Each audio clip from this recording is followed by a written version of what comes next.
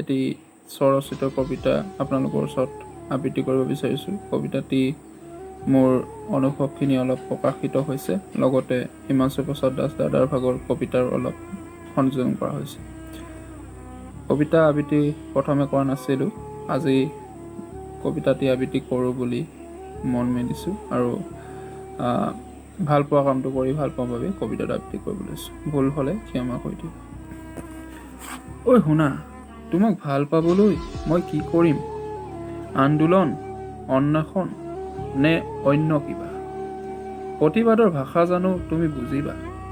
নে হিমাংশু প্ৰসাদ দাস দাদাৰ দৰে ঐ ছোৱালী, মোক এবাৰ ভাল পাই চাবা নেকি?